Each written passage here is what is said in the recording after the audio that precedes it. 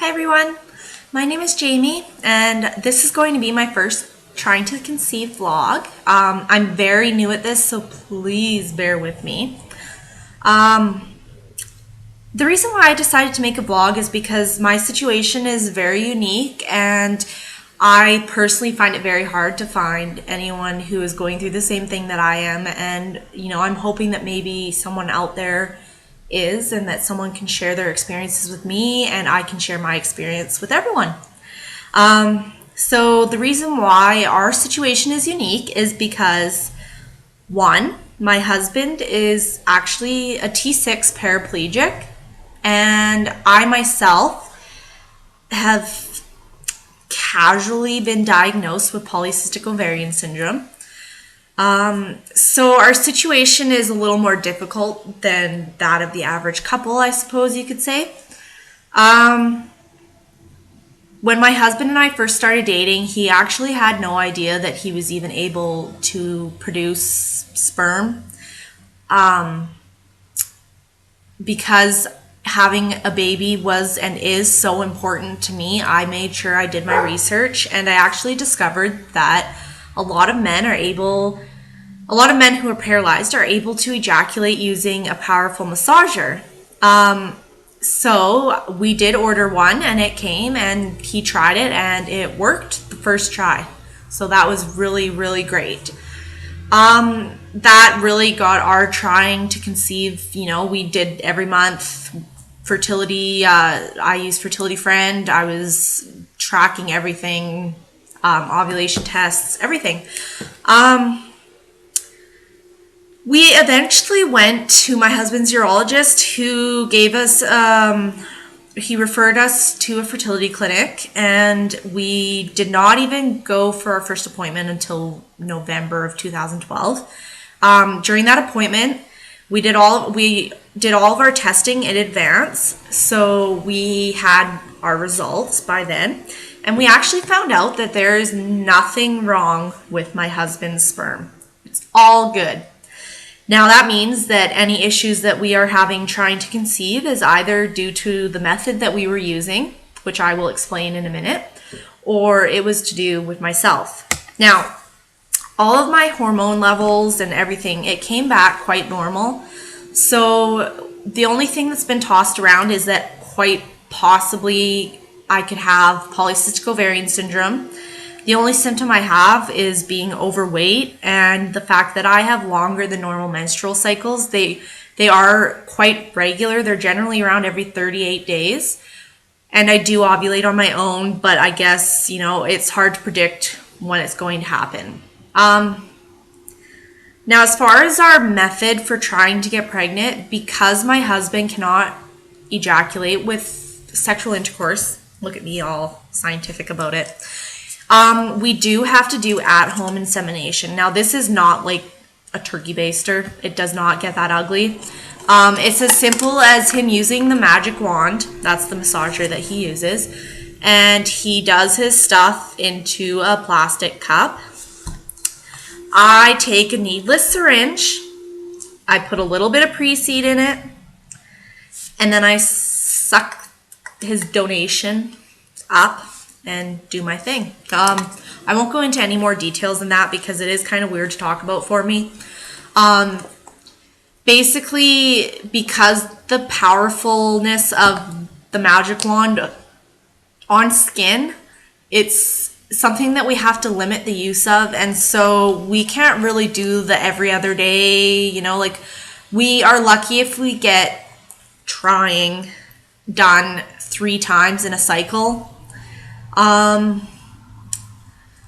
So in February of 2013, this year, we decided that it was finally time to try Clomid. Now, the reason why we were so hesitant to try it is because we are not made of money, and having multiples was really frightening for us. We knew we wanted at least one baby, but having 2 or 3 at once, it was something that we knew would be a huge struggle. So that's why we only waited 3 months after our fertility appointment before we finally tried it. And I was so amazed that the very first round of Clomid we went on was successful. I was on days 5 to 9, 100 milligrams. My side effects were quite minimal. I maybe had 1 or 2 hot flashes, and I don't personally remember being, I didn't really remember having any mood swings. My husband might say something different, but we found out at 9 days past ovulation that we were pregnant, and it was like the most exciting thing that has ever happened to me in my entire life.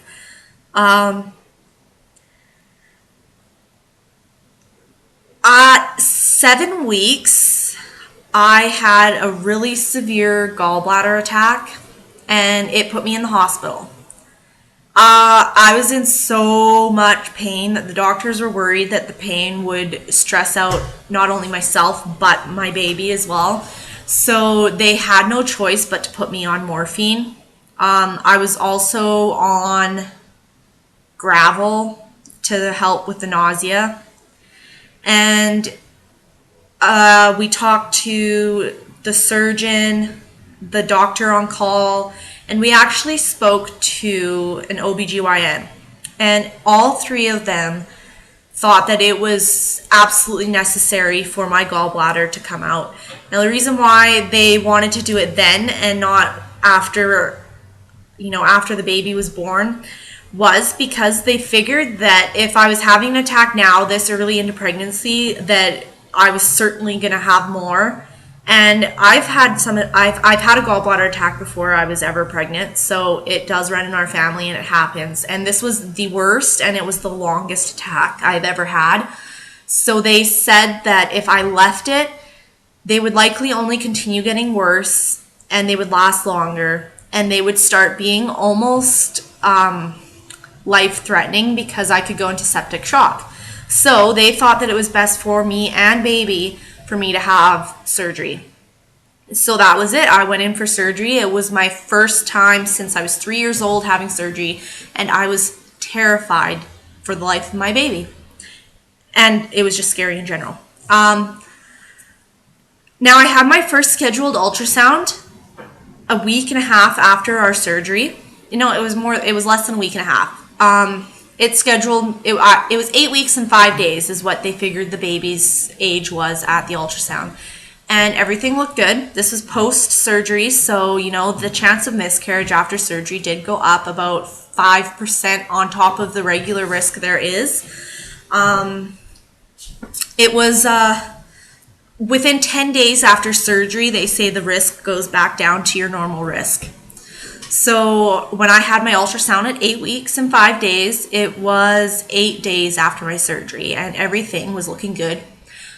I gained so much confidence in that pregnancy, and I was so excited and so happy, and there was only one baby. Just thought I'd throw that out there.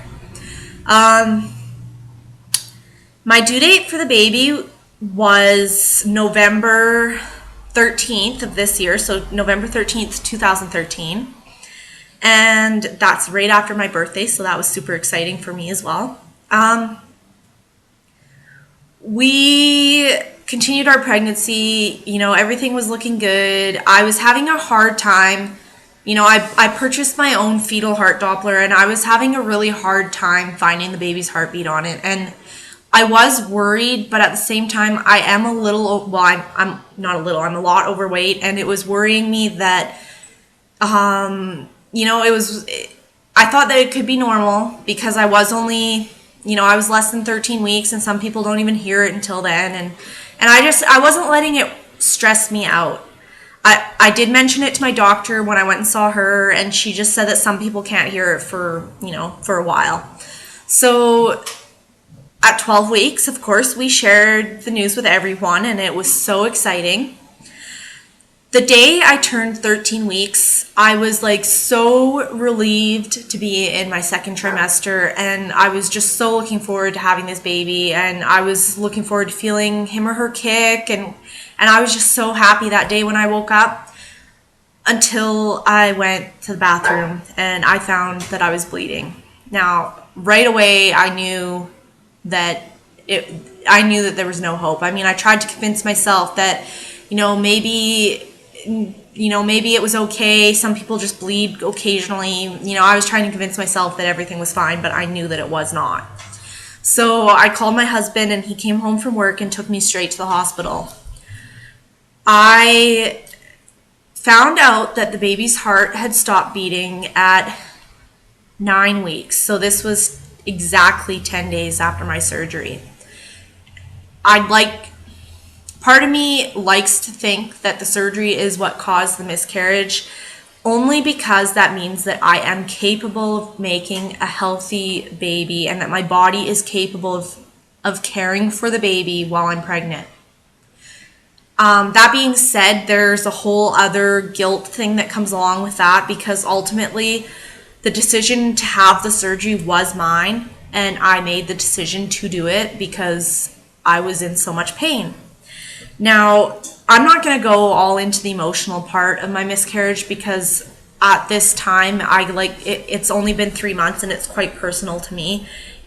The emotional aspect is still there, but I am, I'm comfortable with it. I'm not okay that it happened, but I'm at the point where I can talk about it, and I'm okay that, and I'm so happy that I at least know that we can get pregnant, that I don't know, it's just easier now. So I do want to just point out, and this is for anyone who is going through miscarriage, has had a miscarriage, or is worried about miscarrying. I chose to miscarry naturally because a part of me wanted to feel the physical pain, to mask the emotional pain, I suppose. So I had no idea having a natural miscarriage was so painful. I was told that it would be like a heavy menstrual cycle with some cramping. I had full-on contractions, and I called 911, and while I was waiting for them to arrive because I was in so much pain, I delivered the sac, and the pain did go away right away, but I just want you guys to know that it's not, well, I mean, maybe it is for some people, but for me, it was not just like a heavy period. It was really, really painful, and it was really scary too. Miscarrying was the most traumatic thing I've ever gone through in my life, and I would not wish it on my worst enemy. It's got to be one of the worst things that can happen to a person, especially someone who's been trying for so long to have a baby. Let's move on. So it has been 3 months since our miscarriage. Our doctors advised we waited 1 month, one natural cycle before trying again, so we did. And we've had one cycle where we did not want to use Clomid. We wanted to see if we did things a little differently, if we'd be able to get pregnant naturally. Unfortunately, my husband was having issues with his catheters, and he had to do an indwelling catheter, and it really minimalized the amount that we could try. So it was an unsuccessful cycle. So this cycle, I decided to go on Clomid again. I started cycle day 5 to 9 again, 100 milligrams. June 14th was the first day of my period, so I started days 5 to 9 on 14, 15, 16, 17, 18, 9, on June 19th, I guess. I don't even know if I'm doing my math right, but anyways. I am now awaiting ovulation. I should be ovulating between the 5th, which is our anniversary, and the 7th of August. And I'm a little bit discouraged. Now, the reason why is because my husband is just having a lot of issues with his catheters again, and it's been really hard on him, and I feel like the pressure he's under is just too much right now. I don't want him to feel like it's something that has to happen, but at the same time, it's so hard on me. Like, each month that we don't get pregnant is like, it's devastating to me, and it's really hard to cope with, and it's a really emotional journey. This whole thing has been just so crazy. So that being said, normally we would already be doing our baby dance, or our syringe thing. But But because of the issues he's having, we've decided to kind of wait until I get that positive ovulation test before we even start trying.